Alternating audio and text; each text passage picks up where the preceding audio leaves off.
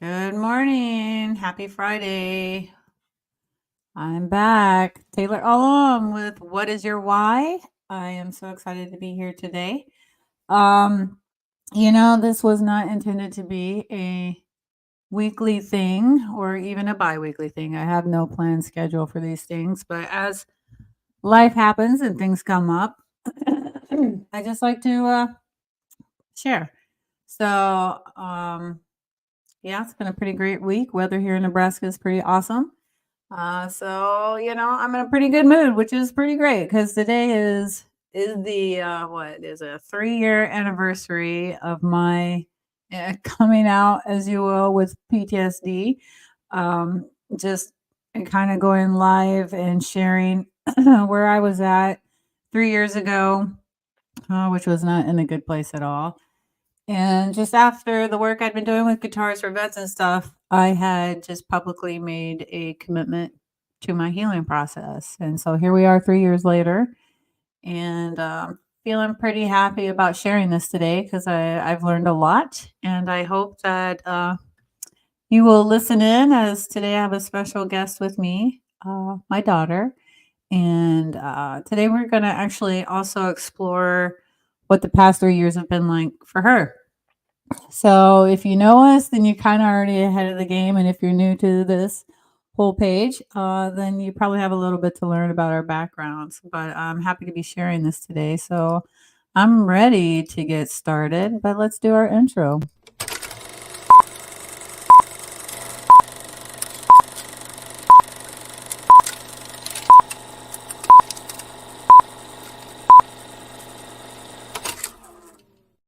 Well, good morning, Jordan Ullum. Welcome to the Hi, show. Taylor. Thank you for having me.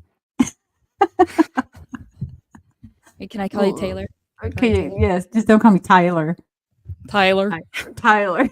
Hi, Tyler. Thanks for having me. I'm real excited to be here this morning. Okay, we got to put a limit on the jokes because me and my not asthma. I'll rate it in. I'm keeping it professional. I'm a pro. I'm a Okay. guest, so I Right. will behave as such. Understood. I can also pull you out of this room as quickly as I added you to it. So You use that threat all the time. I brought you into this world. I can take you out. Yeah, we're okay. right. Okay. So, welcome. This is your first podcast, yes? This is my first podcast. Yeah, a little bit of a nepo baby, but I'm embracing it in this economy. Yeah. Right. Right. I'm Although, excited to be here, though. you are a big fan of the Contagion Effect podcast. Shout out. Yeah, To shout our out boys. Contagion. Yeah, I'm Mike and Yep. Eric. Yeah.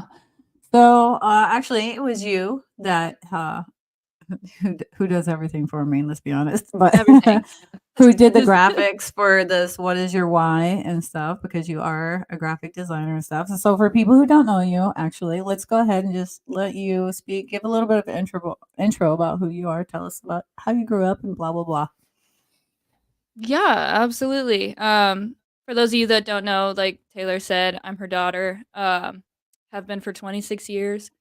Uh I am a graphic designer. It's what I do professionally, and in my free time, I love to volunteer with the Guitars for Vets program and offer my skills to them, designing posters, flyers, creating. I need to create you an intro graphic for your podcast here too. Got a lot of skills and a lot of love to give, so I'm here. I'm All right. So, not a Nebraska native. You were born in Warrensburg, Oh, Missouri. yeah. Oh, we're going back. Oh, yeah. You're I going was born back. in Warrensburg, Missouri. Yeah, I mean, we moved here both when you my were parents about were Air Force. 2. Do you remember moving to Nebraska? Do you have any I recollection? don't. I mean, I've seen pictures of Right. life at Whiteman, but I don't have any memories of the place. So really, Nebraska is my home. Like, this is where Right. I grew up. Right. Yeah. Yeah. Yeah, you even hesitate when I'm like, "Would you ever move from Nebraska?" You're like, I don't I know, know." it's just so late. When I was ambitious when I was a kid, Mm. I, I was really like, "I'm gonna travel the world, and I'm gonna move out of my home state, and I'm gonna," probably move to one of the coasts, do something creative. But now, as an adult, like I really do love the community that we've built up here. Right. And as a kid growing up, I wasn't really great at making friends. Like I had friends growing up. But I didn't have a lot, and I really struggled with being social and things like that. And so, uh, And you grew been up here with a really two long time. brothers, Right. one And older, one younger.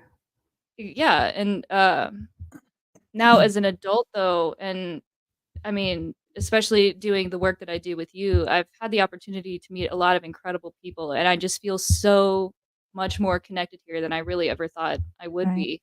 Um, You so were yeah. how let's see, I got out in 2003, so you were about what age? You were born in 97, so you were about 6? Is that right? Sure. I can't do math. I don't know. You're about 6 or 7 when I said so do you consider yourself like, like, "I'm from a military family, I grew up in the military." Do you feel like Oh, that at all? 100%. And I mean, I struggle with it a little bit. I do, like, tell people that I came from a military family, but I personally don't use the term brat. I don't identify as a brat only because I didn't have the experience of moving every few years and living on the base. Like, I don't have memories of that, and so, Do you think that uh defines being a brat, though? Is it the no, I think moving it is. experience? I think it is maybe an important element of it, I think that's like I said, like, it's an experience, and that does really shape you as a person, especially as a child, moving so often and, like, you've spoken a lot about how traveling with your family growing up in the military, how that really impacted you and who you are today, and so, Mhm. while, yes, my military upbringing did impact who I am today, there are certain things that I'm just like, like, I'm military family, but I don't know if I'm like a brat. I don't Mhm. I think, yeah, semantic. well, they're irrelevant here, but there kinda are 2 categories of brats, people who consider themselves a brat and people who say, "I'm not a brat," but you Right. are still a brat because I think Yeah. it's the culture of being exposed to any sort of military, um, community or thought process, or even if you were just like a baby, but you were raised by somebody who was former military, you're still being exposed to a lot of things. Things could be Yeah. any number of things. Like if you just strict discipline. My mom was so strict. She was a former Well, Marine. and even yeah, I mean, definitely. I mean, it definitely impacted I mean, one of my earliest, like, memories is you guys teaching me to be, like, aware of my surroundings. Situational and awareness is always, like, a really big conversation with me. I don't know if, like, my attention span is just short or you guys were really Mhm. about my awareness of the things going on around me, and so that was instilled for me from a young age. Well, too, do you remember Learn nine how to drive eleven? your How brakes, does do nine your own eleven like impact you? Do you remember? if I'm being so honest, I don't, and I think, I don't really know what to think about it, if I'm being completely honest. I don't think about 9/11 often. Uh, No, I don't. Hard-hitting Yeah. questions at 11 o'clock in the morning. Well, I Uh, don't mean like so do you but think I about don't it, think but just in terms of your upbringing, is that something that no, I don't think you so. remember going through or experiencing, or Mm-mm. even that your parents were going through? Or Oh, I'm trying to pull up comments because they're there. They're finally showing up. Okay. yeah. Okay. Um, no, I don't think that impacted me at all. Well, I can't say that it didn't impact me. I'm not aware of any impact that it did have on me. Okay. I Yeah. know that You were my still older very brother little. has my older brother has memories of it and, but I like, personally, Yeah. no. I mean, I You remember you watching documentaries growing up, and I remember hearing about 9/11 and stuff, but I was never personally, like I watch a lot of documentaries, don't you I? watch a lot of documentaries. Yeah. Cool. Okay. Okay. Okay. So then, um, so then growing up with 2 brothers, one older, one younger, how was that? Yeah.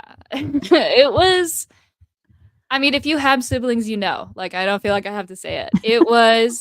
They were my best friends and my mortal enemies, we loved each other so deeply, but we also, like, grew up doing martial arts together and would practice on one another, so Right. Yeah. Right. I love my Yeah. brothers though. Shout out brothers. Yeah. Um I think that's nature's way of just preparing you for the world because of Yeah, siblings. I think I learned a lot from my brothers that have really helped me become the person I I gotta am make a today as bold well. statement here, and this is truly for entertainment purposes only, don't take this personally. I feel like I can't believe I'm about to say that. I feel like only children are like the weakest link in the animal kingdom. Like, if I know you're an only child, I I immediately see your disagree. weak. You Okay, I disagree? Come on, disagree. So hear let's me out. hear. Some of my favorite people that I've ever met were only children. And I think they just I don't know.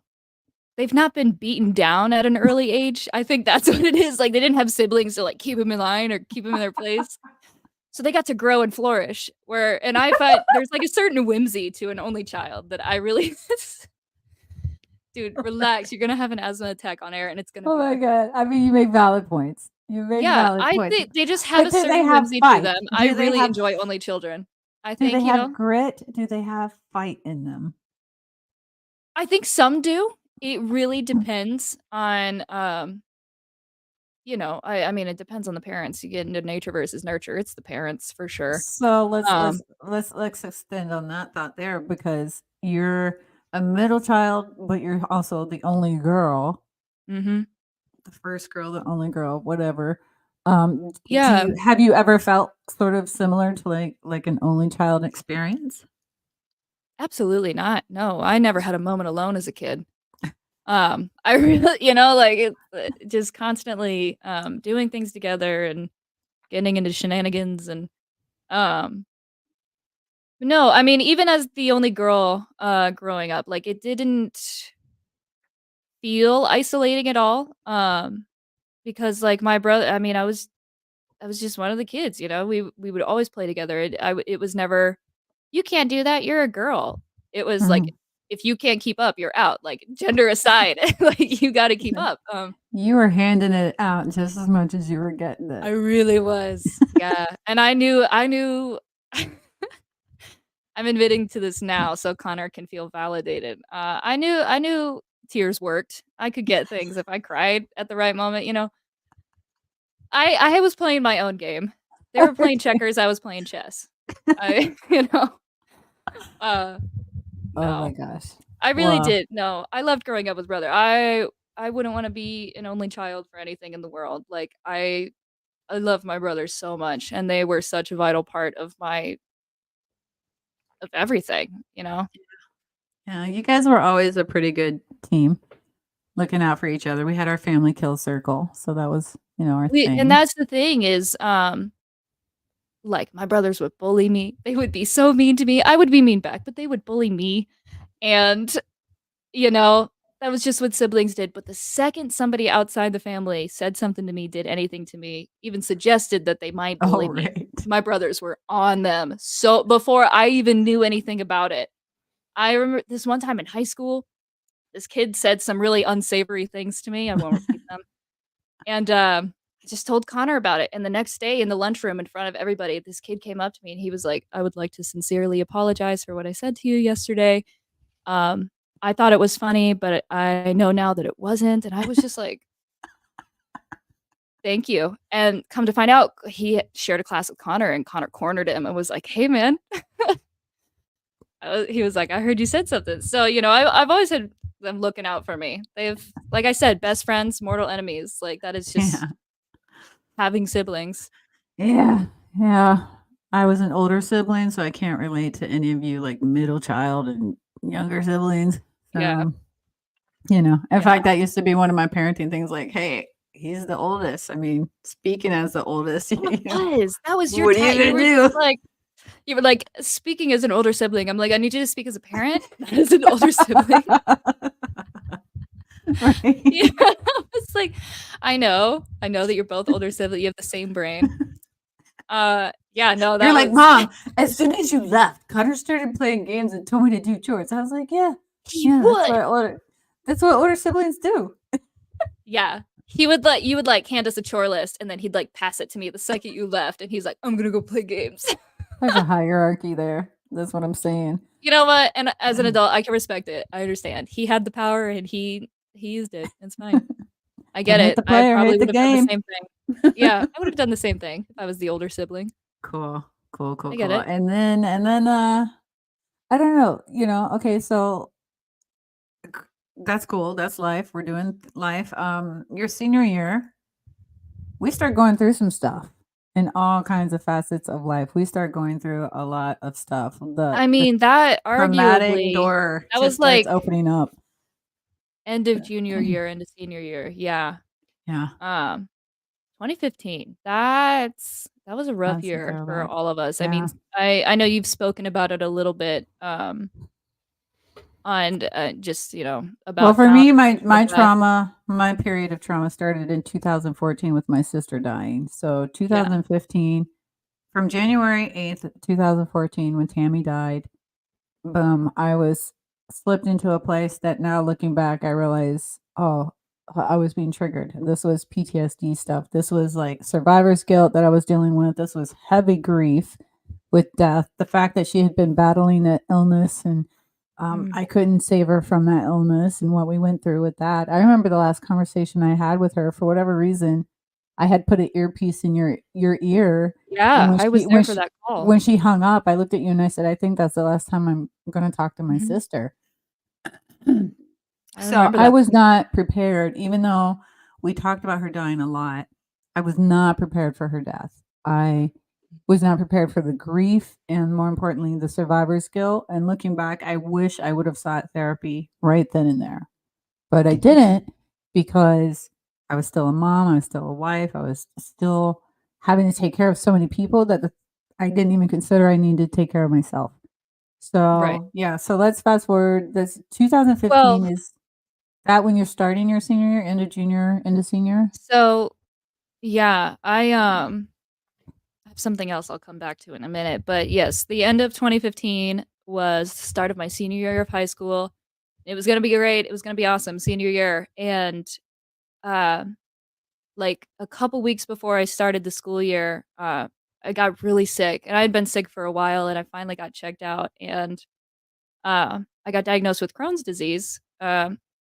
And I know you've shared a little bit about that on your public profile, but I don't. It's not something I talk about a whole lot, just because I don't want that to be my identifier. I don't want people to look at me and go, "Oh, you're Taylor's sick kid. Like you're the sick Yeah. one. That's you sickly little sicker." Like that's just it's and that's constantly on loop in my head. Like that's constantly. I get so worried that people are just going to view me as the sick one that I just like stopped telling people that I got Right. diagnosed. But like it's a huge part of my life. It's this is an incurable disease, and I have to get treatment for it for the rest of my life. There's just no cure, and Mm. it impacts my daily life. And yeah, like so I got diagnosed with this like major illness right when I'm starting my senior year. And if you've ever been diagnosed with a major illness, you know that finding the right treatment for it is a really lengthy process. And so, Mm. um, like I start senior year and like a week later I'm starting treatments for this disease, and the first one didn't go well. I had an allergic reaction. Then I got put on all these other meds, and from there, I mean, God, how long has it been? 9 years now. This will be 9 years since I've been diagnosed. Yeah. Um, over the last 9 years, I've been diagnosed with like so many other autoimmune disorders, and it's again just trial and error and treatment and stuff, and that's kind of been what I've got going on Yeah. amidst all the other things that our family is experiencing and what you're going through with your PTSD and So, things. after my sister died, then we come into January of 2015. I'm not healthy. February of 2015, we go through a very traumatic event, in our family. Yeah, And then, which yeah. I mean, um, the more research I do on autoimmune disorders and things like that, specifically with Crohn's disease and fibromyalgia, there's a lot of research coming out that like while you're predisposed to those autoimmune diseases, stress, like really severe stress, is what can Activates it. trigger them. Mhm. Yeah, it Yeah. like activate it, and so this really traumatic thing that we went through in February of 2015, that's when I got sick. That's when I really, really got sick and decided that I needed to seek Well, that treatment. was Um, when, as a child, you're looking at 2 parents who are not in a good place. We were both mental health-wise not in a good place. Still trying to be good parents, still trying to act like everything's okay. right, Because you and don't know what you don't know. Like, looking back, I can understand that, but at the time, I just didn't.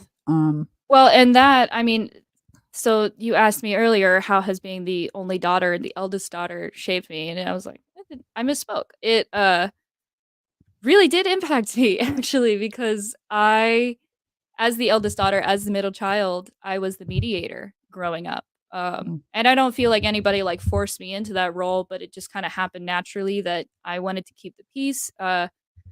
Especially if there was tension between you and dad, or if there was tension between my brothers and things, like I was like, gotta keep the peace, gotta keep the peace. And so I prioritized everybody else's emotions over my own, which I think a lot of eldest daughters really resonate with. It's just mhm.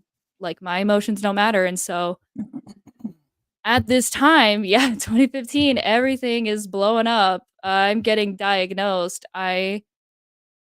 Both of my parents are struggling. And so not only am I dealing with my own stuff, but in my head, I'm like, I have to keep my family safe. I have to keep my parents safe. I need to make sure they're doing okay and prioritizing their emotional needs over my own, Do despite you what it feel so did you feel like you were trying to protect people from being hurt even more, or what were you trying do you think you felt like I you were don't supposed think to I do? was even trying to make things better. I was just trying to make sure things didn't, like, collapse in on itself, Mm. you know? Um, And you're how old? how old am I now? I'm 26. 16, 17? I think I was probably 17 at the time. Mhm, That was a lot of pressure. That was yeah, shout out Alex. mhm, Exactly. mhm. The need to prioritize others over yourself is I don't know where that comes from. I don't know why that dynamic exists, but I really love talking to people in my generation now because it seems like so many of us are getting into therapy and trying to work through this generational trauma and kind of Right. learn about setting these boundaries and things. And I mean, since since before 2015, I had started seeing different therapists because I was Mm. struggling with my own mental health stuff. And um, yeah, like I mean, I have a psychiatrist now that is just the best. I have finally found somebody that works for me. I learned about setting boundaries and things. So I Right. thank God, So, man. let me comment on this time period as well, because, like I said, having walked through things with my sister and her illness, then almost losing your dad, and then in May, my mom just, like, drops dead, from now we know as undiagnosed Crohn's. Yeah. Um, Yay. your diagnosis hit me so hard. Yeah. I was not prepared for this diagnosis. I because it was related to my sister and my mother's death, I just knew God was, like, taking you next. I remember screaming out, "You can't effing have my daughter." Like, um, and then every fricking doctor visit, everything was so triggering for me, and I hated that because I wanted to be so strong for you, and you were just like, "Are you okay, mom?" I'm like, "This is Yeah. not So you how see this is supposed exactly. to go." We were at doctor's appointments for me, for my health, I and on the way know. home, I would be checking in with you because, like, I think it was easier, for me to like, at that point, I was so used to, like, pushing my own needs aside and pushing away my own emotions, and what I was dealing with was so big and so scary in that moment that it was Mhm. so much easier for me to be like, "How are you feeling, mom? Like, talk to me, like, how are" like, Sure. Yeah. it was It was rough. a It was lot. it was so much easier for me to ignore what was happening. Yeah. So we thought 2015 was like the worst year of our lives. We Turns got through it out 10 years we lack later. imagination because things then just kept getting way worse. And here's the funny thing about my life. Things are going really, really good and really, really bad at the same time. Like at the same time, super Yeah. awesome things are happening. And then, like, but really bad things are happening. And I had to come to Right. this realization. It's so stupid. It's such a stupid thing to have to learn that two contradicting things can occur at once. Like I can love Mhm. you and hate you at the same time, and good and bad things could be happening at the same time. I'm such a black and white thinker that I can't think that like two things can exist at once. But we Yeah. had phenomenal things going on in our life, which from the outside, everybody's like, look at your family. You guys are so amazing. We're always going to be successful. That's part of our trauma, right? We're It's always going to be well top tier. You're always going to be able to depend on us. But at home, when the door's closed, Mhm. it's a different story, and one that nobody prides themselves on, that they go around talking about, "Oh, our family is so screwed up, we're" we don't share Yeah. that side of ourselves, No, but and I mean, it's tricky because, like, yeah, it we are an amazing family. I mean, we still are. I think my brothers are the coolest people in the world. I think you're amazing. I can't go a day without telling somebody something about my family because I'm just so proud of everything that we have been through and everything that, yeah. we've overcome and how we just can uh, and how we just continue to, help one another even when things are really hard and even if, we're angry with each other, like, it doesn't matter what's happening, if you need help, like, we are still there for one another, and I Right. think, um, while none of us deserved to go through what we went through, the fact that we went through it and got through it together, I think that has really helped us as adults, helped us navigate how we do things, and, Well, and that's the not thing to is say. like, it's such a, oh gosh, the dynamics here of what's happening is like, okay, we got traumatic events going on, period. And then there's like life stages, which are traumatic to go through. They're just a different type of trauma. So, like your children leaving home, you're leaving home for the first time, your kids doing this, going off the basic training, or we're going through COVID for Pete's sakes. We had tornadoes, we Yeah. had biblical flooding, like we had natural God, disasters yeah. going on. We had so many levels of I was stress and pretty convinced trauma. it was the end times. I was just like, "Yeah, You no, this kinda is." wish it was. It would have made a little sense, It right? just it was constantly one thing after the It's other, one thing and after it another. did it for a long time, and we really just didn't have the opportunity to breathe, let alone grieve anything that we were experiencing. There was no time to recover. It was punch after punch after punch Yeah. for several years in a row, and the only thing, and I'm speaking for myself, that I had to cling to were my faulty traumatic defenses, my faulty coping skills, like, which Yeah. at the time are enough to get you through these things, but then when you can't come out of it, when you're stuck in it, Mhm. then that's so detriment to you, your family, your environment, your friends, or whatever. I was stuck there for years, and so Yeah. that's kinda why we came on here today, because 3 years ago, I was at my breaking point, and all I freaking tried to do, the last straw, was call the VA and refill a medical prescription. Yeah. That was it, and the fact that I kept getting hung up on, the phone kept disconnecting, there was a new menu that led to another menu, and I literally was unraveling mentally. Um, I remember just feeling like I suddenly just split in half. I just split in half. My logic brain was gone, and my central nerve, I guess this is back in the day what people would call a nervous breakdown. I probably Yeah. because what From an I understood. outsider's perspective, it definitely was. I'm telling you to Right. confirm. I looking back was like, I probably should have gone to the hospital. I probably Mhm. should have sought some kind of medical care. But the thing that kept me hanging on was you. Was just, I can't do this to her again. I can't Mhm. get emotional.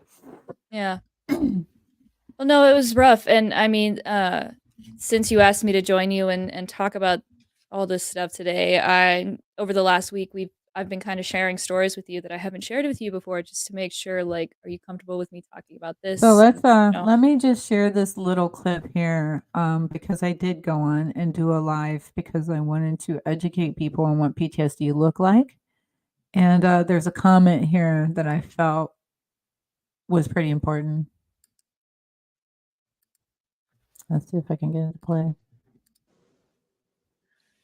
And I love them all very much, and I obviously know they love me. So,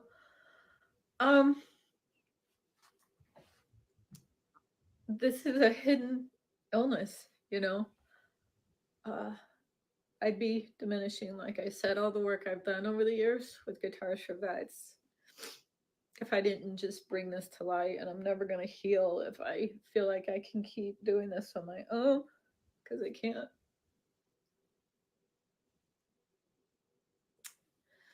And I shouldn't be sitting here feeling ashamed and embarrassed and upset, but that's just more of what comes with this, because there's a logical brain that has researched this. I got a freaking psychology degree for it. I wrote a paper on the healing power of music. I have coping strategies in place. And I don't know why I never identified it before as PTSD. Maybe it's because, like you, like, what do you think of? You think of somebody that's been to combat, or somebody that works the front lines, like doctors and cops. I don't want to give my sob story on why I have it. Just because I don't want images in other people's minds.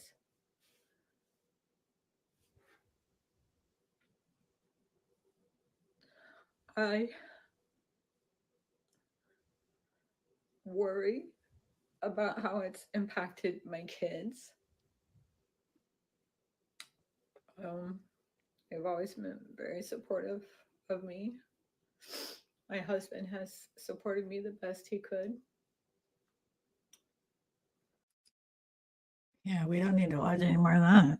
Yeah. But that was something that I was aware of, that I was impacting you guys. And my why, this whole reason for this show, the what is your why? Why did I choose to heal publicly? Yeah. My kids saw me at my worst. I'll be damned if I'll go out like that. And I'm like, hell no, my kids have every right to see me at my best. I And mean, that's all I've worked for the past 3 years. yeah, you've said it before, and I don't know how much people really believe you when you say it, but it's 100% true that, like, as her child, I have, like, sat and held her on the floor while she just, like, sobbed into my shirt about how much she wanted to die. Like, I was very impacted by that. Again, being the eldest daughter and just, not knowing how to fix it. All I wanted to do was, like, fix your emotions for you, and I could not do that. And so, yeah, it hugely impacted me. And I uh was, if I'm being so honest, I was really nervous when you first publicly came out about it. Not because I was worried about you or anything like that, but I was just, like, I guess, worried about any, like, what repercussions would it have on the family if you came out with this? Like, I was so worried about how everybody was gonna handle it, and how everybody was gonna respond to it, and how I would help you if people responded negatively to it. Like, I was immediately trying to do damage control when there was no damage to be controlled. Like, I was so, so scared that you were putting this out there. But um, from what I've seen over the last 3 years, I'm so glad that you did. I am so glad that you've been so open and vulnerable, about your struggle, and doing so publicly, because there are so many people that have come to us for support, who just needed to be comforted, and we've been able to do that. We've been able to help so many other people, just by you being so honest. And that's part of the reason I wanted to come on today, and I agreed to in the first place. Was we've heard so much about your story, and that's great, but something we Pick talk up your about, but mic. not enough is um, how the families are impacted, specifically Right. the kids, like, and this is my first time ever sharing so much about my life online. Like, I've not done this before, and I was really anxious about it this morning. I'm still very nervous to be doing this, but, like, PTSD isn't just about the individual, like, it impacts everybody, and that's not a bad thing. Like, if you're struggling with PTSD, you should not feel bad that it's impacting your children. You should be educating them on it. You should be vulnerable with them and honest with them to an extent, and just let them know that, like, this is something that I'm struggling with, and if you have the resources, if you're able to get them help, do so, because that has been such a big thing for me. Is I'm such an advocate for talk therapy because that's what's helped me. There's so many resources, so many different kinds of therapies that you can get into and get your kids into that can help them just kind of process these emotions and deal with them. And there's a term, if I can interject here, that's not used a lot that I think people should be aware of and could research, and it's excuse me, it's called secondary PTSD. Mhm.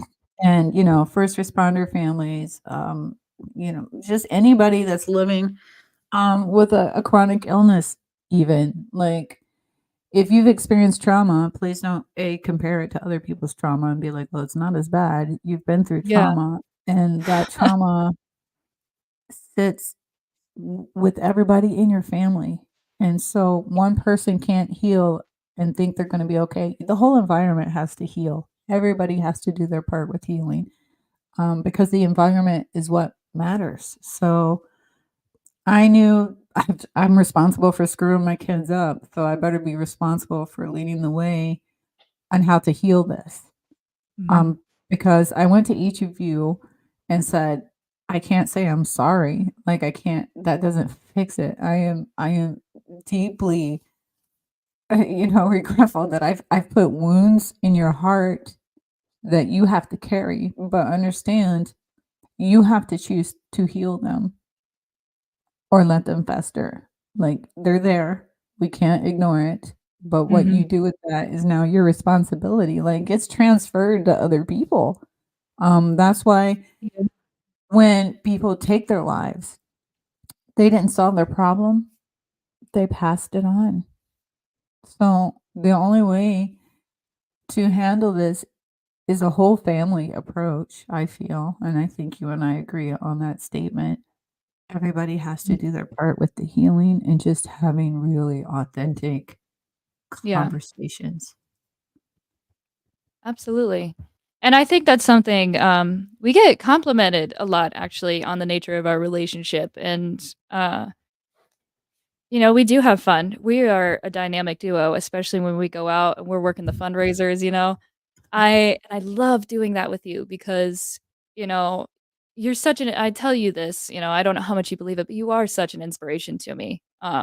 You just conduct yourself so well, so professionally, like, you're who I wanna be when I grow up, and you know, people like, people love when I say that, and but I mean it so seriously because I have seen you at your worst, and it's horrifying.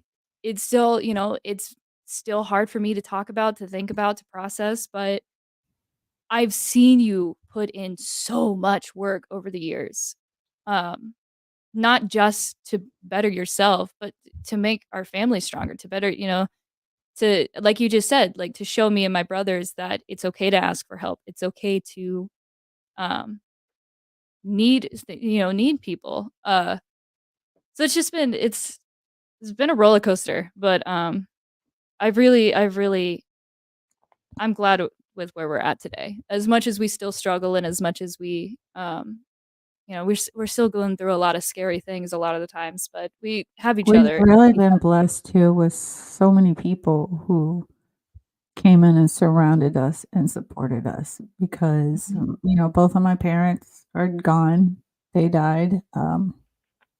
Losing Tammy was really hard. I don't have a relationship with any other siblings. So a lot of times I feel like it's just me.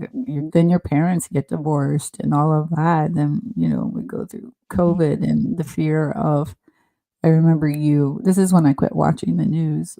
You heard that they would start making decisions on who would get, um, a respirator, that if you had a chronic illness, you wouldn't qualify for one, and the look of terror in your face, and I Yeah. was just like, we're not doing this, we're gonna focus on the things we can control," and that was the day I, like, turned off the TV, and I just don't even hardly look at TV anymore, Yeah. um, because I learned that we had to create a safe space for us, and in doing that, we have to, 1, choose people who are gonna show up consistently and authentically in our life, and that is a community we found through Guitars for Vets.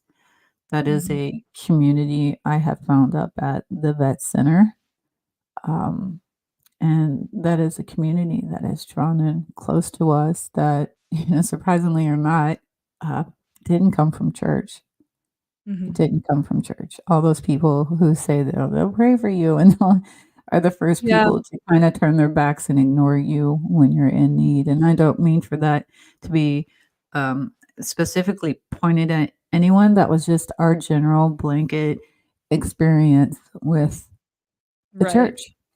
Um, but here's the thing, we're pleasure-seeking beings, and when pain is being expressed, we don't sit well with that. And so I'm not offended that people would turn their backs and leave if they didn't wanna look at my pain. I didn't wanna live with my pain.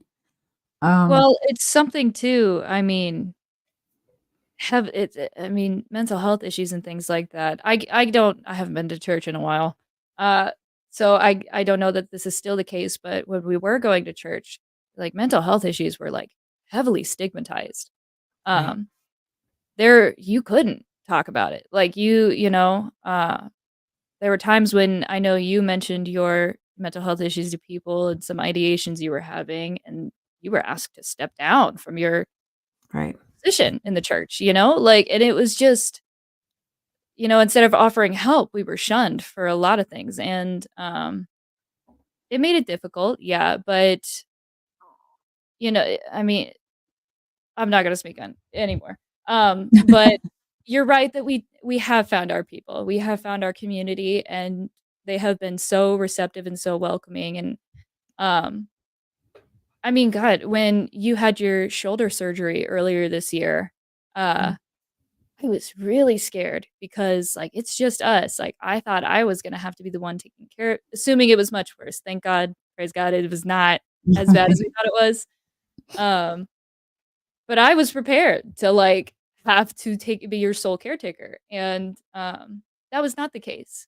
Like, the second you were out of surgery, I was getting texts and calls from people like, "How's your mom? How's she doing? Update me. Let me know if you guys need anything. There's already food waiting for you at the house," There was, like, there's just this outpouring of Jimbo love. dropping off 5-course meals for us. We can't even eat them. Yeah, like Like, we with just dessert and everything, like, yeah, yeah. and I mean, like I was saying earlier, like, younger Jordan would never have been able to anticipate having so many people in our life like this. Like, I was just so convinced that my life was just gonna be me against the world, and that's not been the case. Like, I feel so lucky to have, uh, gotten to be a part of all of this. You're Healing loved. is, uh healing is the hardest thing I've ever done.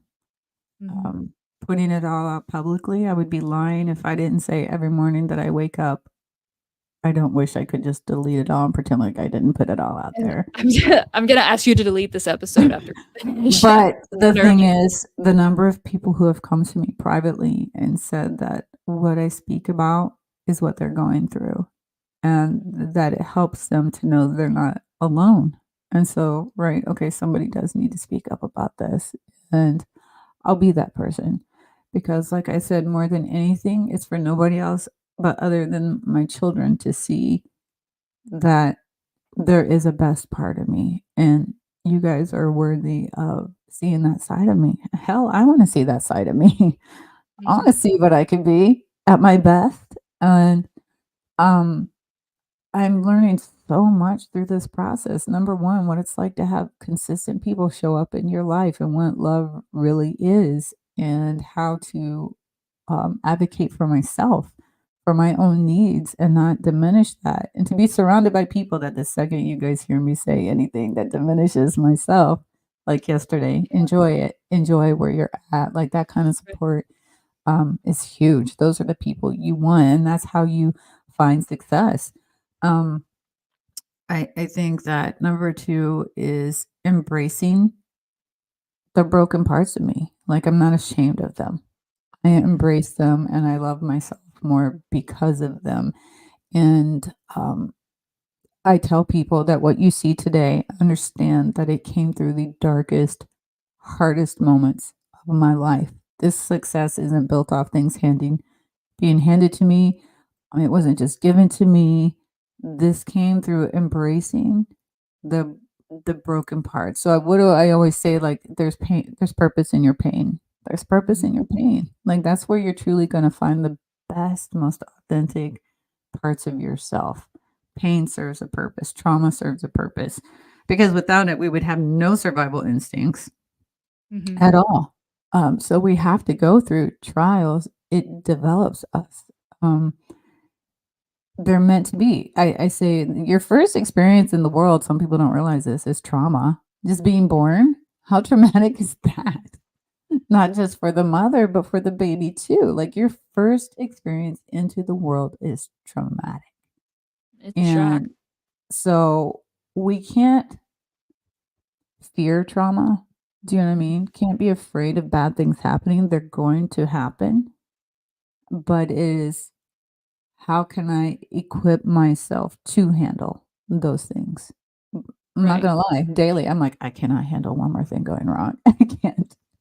And ever since I did have sort of that breakdown, what I've noticed, and you hear me say this all the time, good stress or bad stress is still stress. And you've Mm. seen me under good stress still have, like, negative responses.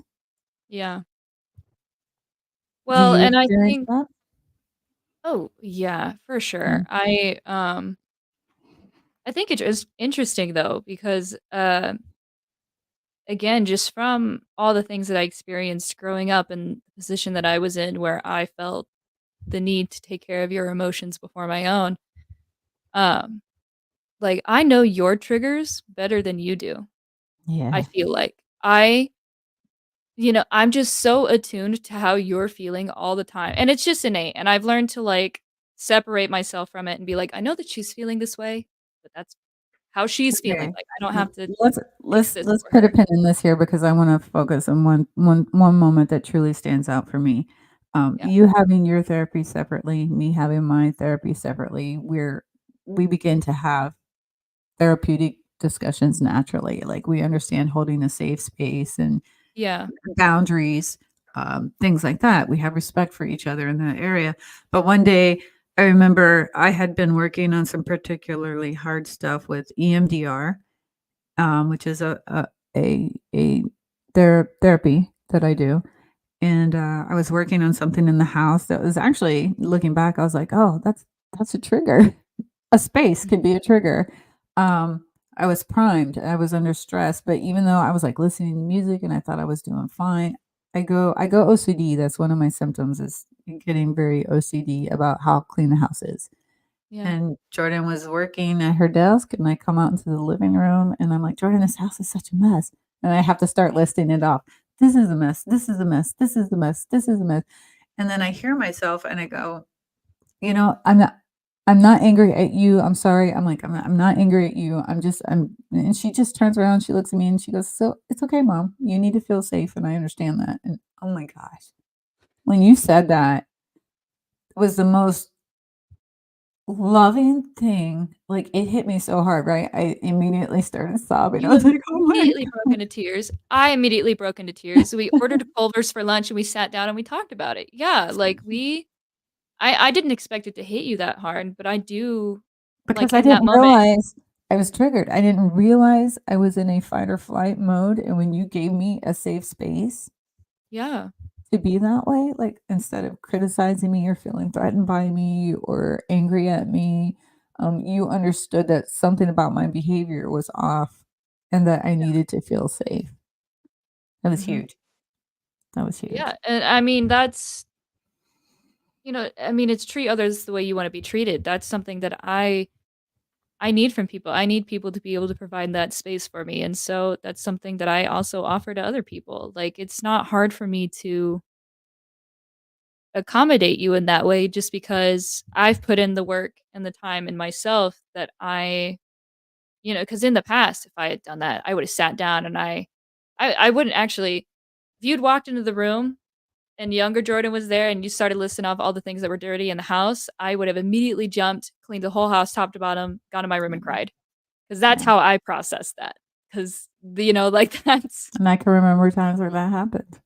Yeah. yeah, that was always how I did it, and 'cause I didn't realize, like, you weren't upset with me. I did not realize that, but every time I took that, I was like, "Oh, she's so angry with me. I'm being so lazy," and I would beat myself up for it so much. Yeah.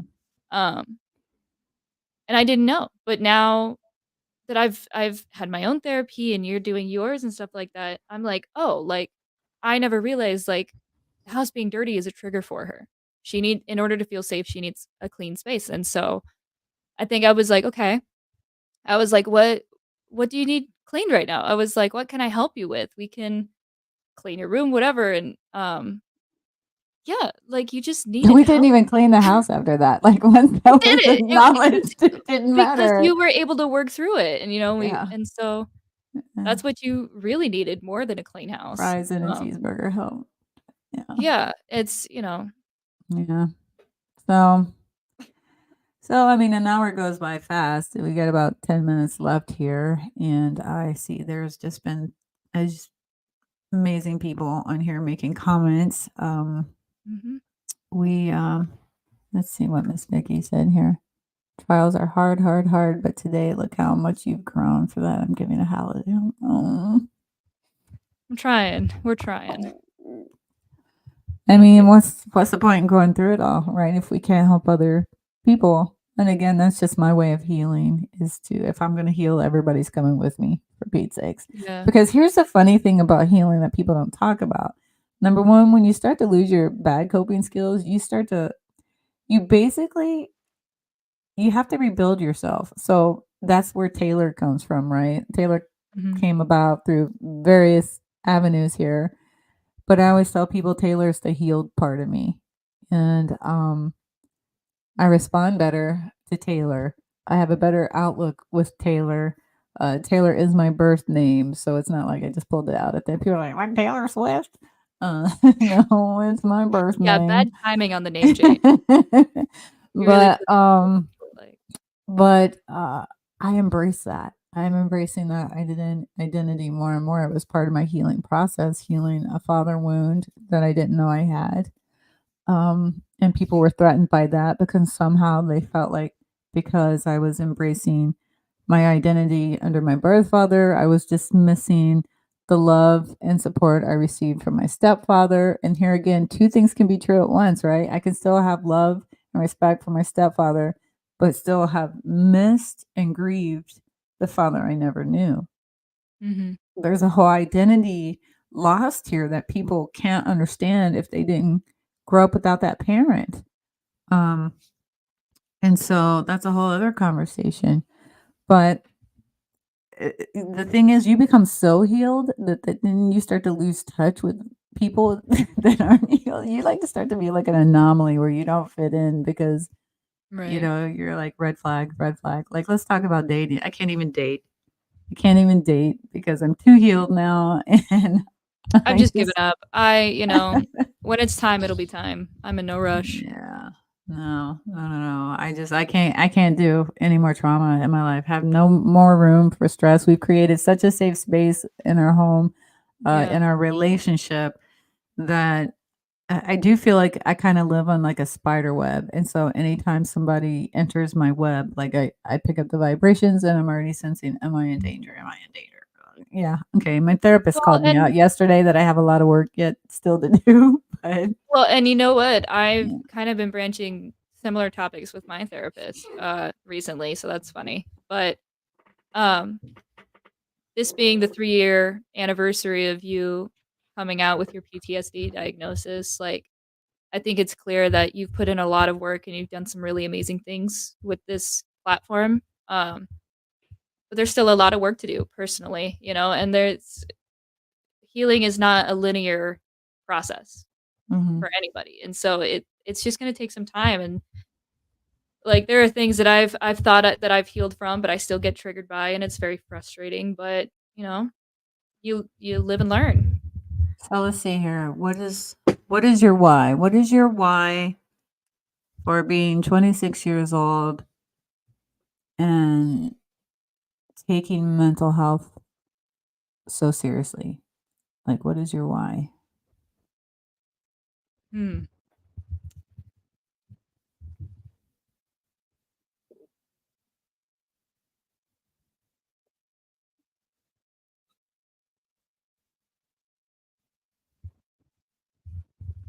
I really Because don't know. most That's people not at a good your age, soundbite, sorry. yeah, no, most people your age aren't thinking about their mental health. Most people, at 26 years old, you're thinking, "Oh, I got this. I got life. I'm gonna live forever, and I got a family to raise, and I can do this, and I'm gonna be better than my parents." And then Mhm. you get like 40, and you're like, "This is not how I saw this going at all." Yeah. Well, But I you're mean, if right. I'm Your being generation does seem to be taking mental health a little bit more I think seriously. yeah, I think we do take it a little more seriously. Or at least it's something we're breaking down the stigma around it, and we're talking about it more, and I think that's It's important. more accessible. It's more accessible.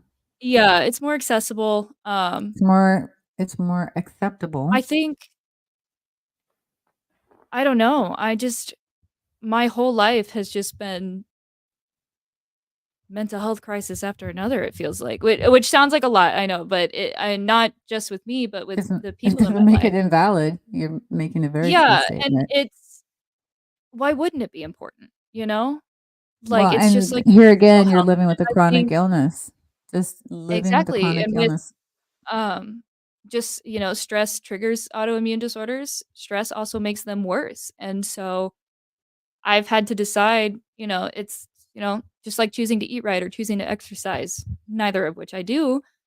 But I I wanna put in the work on my mental health because, I see my friends having kids, and I see my nieces and my nephew, and I just love them so much that I want them to know that, like, the world can be a scary place, but it's not, like, all bad, I wanna be better for the people that come next.